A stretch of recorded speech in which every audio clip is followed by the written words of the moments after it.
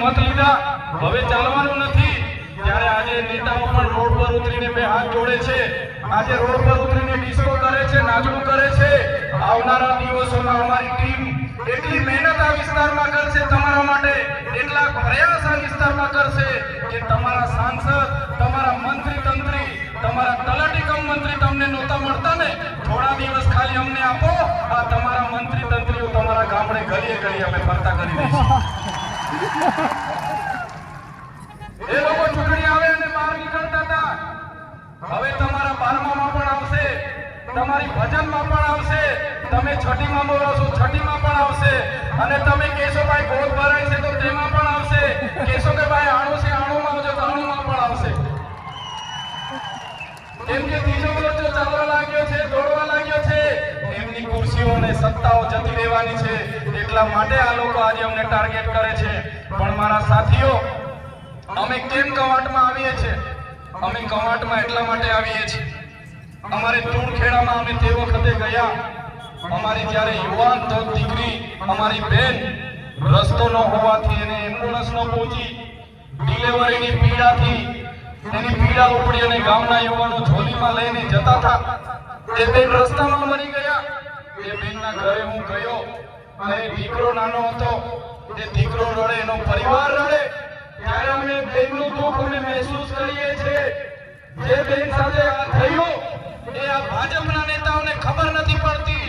જે દિવસે આ ભાજપના સાંસદ, એમના મંત્રી, એમના ધારાસભ્યની બેન, પોતાની દીકરી સાથે આ રીતના ઝોલીમાં મૃત્યુ થશે ને, એ દિવસે આ લોકોને ભાન આવી જશે કે ડિલિવરીની પીડા શું હોય છે.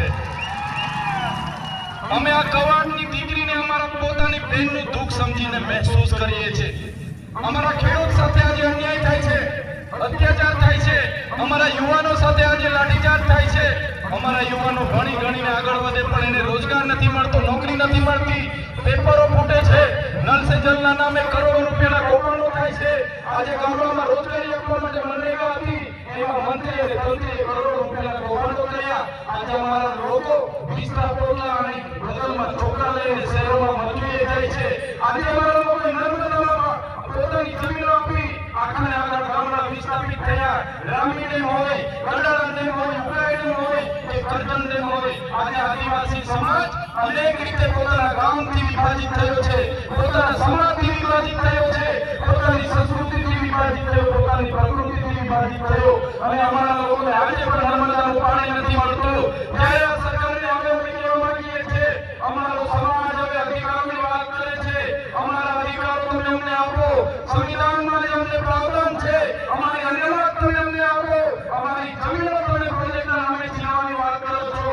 ત્યારે આ મંચ પરથી કહેવા માંગીએ છીએ, આંબા ડુંગરમાં જે 28 ગામોને તમે વિસ્થાપિત કરવા માટેનો જે ગેજેટ બહાર પાડ્યું છે, ત્યારે આ ગૌરવની ધરતી પર જે ભારતીય જનતા પાર્ટીના તમામ નેતાઓને, એમના મુખ્યમંત્રીને, એમના નાયબ મુખ્યમંત્રીને મંચ પરથી કહેવા માંગુ છું, અમારા આંબા ડુંગરવાળા એક પણ લોકોને તમે છંછેડશો, તે દિવસે આંબા ડુંગરના લોકો માટે અમે અમારું ફળ આપી દેવા માટે પણ તૈયાર છે, જેના સ્વાસ્થ્યની અમે લડીશું. મને આ વિસ્તારમાં આવીને મંત્રીઓએ કીધું કે એનું દુકાન નથી. મંત્રીને ખબર હોવી જોઈએ, તમારા પ્રદેશના નેતાઓ, તમારા દિલ્હીના નેતાઓ મારા માટે મંત્રી પદ માટે લાલ પીઠામ બચાવીને ઉભા હતા, લાલ ઝંડો કાઢીને ઉભા હતા. મને તમારા પ્રદેશના નેતા અને દિલ્હીના નેતાએ કીધું, જયતભાઈ તમે આવો, તમને કાર્યમંત્રીમાં અમે ઉપાડી લઈએ, કાર્યમંત્રી બનાવી દઈએ. પણ આ જયતભાઈ વસાવા મંત્રી તંત્રી મુખ્યમંત્રી માટે નથી, અમારા આદિવાસીઓ માટે લડવાવાળા નેતા છે. ત્યારે શું તમે દુકાનની વાત કરો છો, શું તમે ઉધારની વાત કરો છો? તમારી દુકાન છે, તમે ઉધારની વાત કરો છો. તમારી દુકાન છે તો તમારી દુકાનમાં અમારા લોકોના જે જાતિના, અમારા ઓરિજિનલ રાઠોડોને આજે જાતિના પ્રમાણપત્રની તકલીફો પડે છે, તમે એમના પર 15 જાતના પુરાવા માંગો છો. આજે અમારા યુવાનો પોલીસની ભરતીમાં જાય છે, એમને કટક 40 લઘુત્તમ માર્ક લાવવાની તમે પરિપત્ર બહાર પાડ્યો છે. જે ઉચ્ચ અભ્યાસ કરે છે એવા વિદ્યાર્થીઓ માટે અમે પોસ્ટ મેટ્રિક શિષ્યવૃત્તિ બંધ કરી છે. ત્યારે તમારું સરકારમાં કઈ ઉપલબ્ધ નથી અને તમે કવાટમાં આવીને તમારી દુકાનની વાત કરો છો. આ એ ચૈતર વસાવા છે આદિવાસી વિદ્યાર્થીઓને જે ઉચ્ચ અભ્યાસ કરે એમને પોસ્ટ મેટ્રિક શિષ્યવૃત્તિ સરકારે બંધ કરી હતી. એ સરકારને ઝુકાવીને 460 કરોડ રૂપિયા અપાવવાની ફરજ પાડી. એ ચૈતર વસાવા છે, તમારા જેવા માયકાના નથી. આ ભીડ એ તમારા જેવા અમારી પાસે 7 કરોડનો મંડપ નથી, અમારી પાસે 2 કરોડનો ડ્રોમ નથી, અમારી પાસે 5 કરોડનું સ્ટેજ નથી, અમારી પાસે ભીડ લાવવા માટે 7 કરોડ 71 લાખ રૂપિયા ટ્રાઇબલના નથી, અમારી પાસે ડેકોરેશનના 16 કરોડ આદિજાતિ બજેટના નથી, અમારી પાસે મોબાઈલ ટોયલેટ માટે 2 કરોડ ને 40 લાખ રૂપિયા નથી, અમારા લોકોને નાસ્તો સમોસા ખાવા માટે અમારી પાસે 2 કરોડ નથી, અમારા લોકોને ચા પીવા માટે 2 કરોડ નથી. અમારા લોકો આ સ્વયંભૂ આવેલા છે. આ લોકો કોઈ દારૂ ચીકન માટે આવ્યા નથી, આ લોકો કોઈ પૈસા માટે આવ્યા નથી. આ લોકો સ્વયંભૂ આવેલા છે અને એ લોકોની આત્મા આજે જાગી ગઈ છે. ત્યારે તમે બધાને પણ વિનંતી કરું છું, તમારી આત્મા આજે જાગી છે, બીજા 10 જણની પણ આત્મા જગાડો અને આવનારા દિવસોમાં છોટાઉદેપુરમાંથી ભારતીય જનતા પાર્ટી હોય કે કોંગ્રેસ હોય એના સુપડા સાફ તમે કરી દો. આઝાદીના 50 વર્ષ કોંગ્રેસનું શાસન હતું.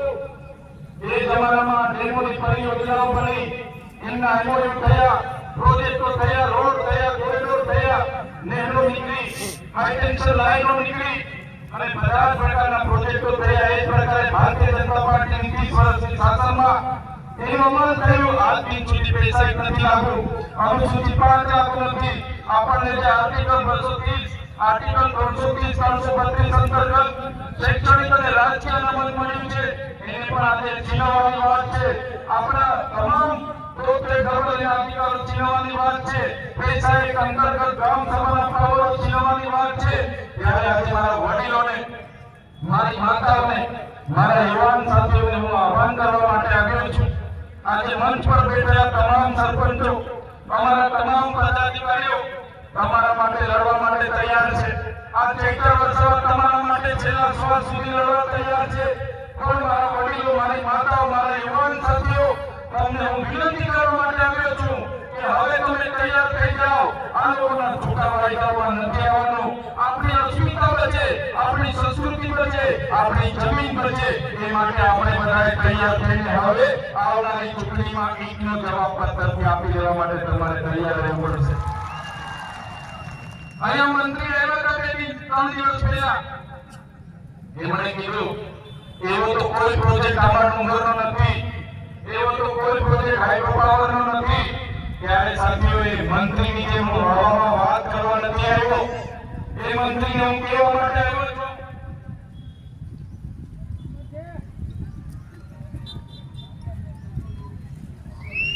આ એ કાગળ છે, એમની ભારતીય જનતા પાર્ટીનો ગેજેટ છે, જેમણે નોટિફિકેશનની તારીખ 25 સપ્ટેમ્બર 2020 ના રોજ આંબા ડુંગરની આજુબાજુના 28 ગામોને સંપાદિત કરવા માટેનો ગેજેટ બહાર પાડ્યો છે. મેં મંત્રીની જેમ હવામાં વાત નથી કરતો. અને સાથે જ મંત્રીને કહેવા માંગુ છું, તમારા જેવા અમે પાર્ટીના ગુલામ નથી. અમે આ સમાજ છે તો અમે ચૂંટાયેલા ધારાસભ્ય બન્યા છે. અને જે દિવસે અમારા સમાજને અમારી જરૂરત પડશે ને, તો આ મંચ પર બેઠેલા લોકો પેલી લાઠી ખાશે, મંચ પર બેઠેલા લોકો પેલી ગોળી ખાશે, પણ અમારા સમાજને અમે ન્યાય અપાવીને રહીશું, ન્યાય અપાવીને રહીશું. જે પ્રકારે પાટણમાં આદિવાસી સમાજના 12 ગામ ઉઠાવવા માટે પોલીસ અને જંગલ ખાતું ગયું અને ત્યાંના અમારા આગેવાનો એક થયા અને પાટણના લોકોએ આદિવાસીનો ખર્ચો બતાવ્યો. એ પ્રમાણે આવનારા દિવસોમાં જો અમારા આંબા ડુંગર અને આજુબાજુના 28 ગામ અને અમારા હાઇડ્રો પ્રોજેક્ટના નસવાડીના ગામના લોકોને જો પ્રશાસન હેરાન પરેશાન કરવા આવશે તો સમજી લો પાડેલિયાવાડી અમે કવાડમાં પણ કરીશું. પાડેલિયાવાડી કવાડમાં પણ થશે. જે જંગલ ખાતાને પોલીસના માથા તૂટ્યા હતા, એ પ્રકારે આવનારા દિવસોમાં અમારા એક પણ આદિવાસી ખેડૂતને અહીંયા ખોટી રીતે હેરાન કર્યો છે તો તમારા પણ અમે અહીંયા ભૂખા બોલાવી દઈશું. સાથીઓ, આ લોકોને ટેપ બેસીને પોલીસનો ઉપયોગ કરવાનો, જંગલ ખાતાનો ઉપયોગ કરવાનો. પણ આ મન પરથી કહેવા માંગુ છું, આજે જેટલા પણ આ કાર્યક્રમમાં પોલીસ વ્યવસ્થા માટે, કાયદો વ્યવસ્થા માટે ઉભા છે, પોલીસ માટે એકવાર જોરદાર તાળીઓ પાડી લો. જે પોલીસ અધિકારીઓ સંવિધાન પ્રમાણે સુરક્ષા, શાંતિ અને સલામતીનું કામ કરે છે, સેવાનું કામ કરે છે, એવા ઈમાનદાર, પ્રમાણિક અને નિષ્ઠાવાન પોલીસ અધિકારીઓને ચૈતર વસાવાના કળા ખાતે સલામ કરું છું. મેં અને પોલીસ અધિકારીઓને પણ કહેવા માંગુ છું, જે ભ્રષ્ટાચારી છે, જે સાંસદ, ધારાસભ્યના મંત્રી તંત્રના ભાજપના નેતાઓના ઈશારે અમારા લોકોને હેરાન પરેશાન કરવાનું કામ કરે છે, એસી ચેમ્બરમાં બેઠેલા એસપીના ઈશારે, આઈટીના ઈશારે અહીંયા ખોટી રીતે દંડો ઉડાવે છે, રેડ પાડે છે, એ પોલીસ અધિકારીઓને પણ કહેવા માંગુ છું, અમારા લોકોને હેરાન પરેશાન કરવા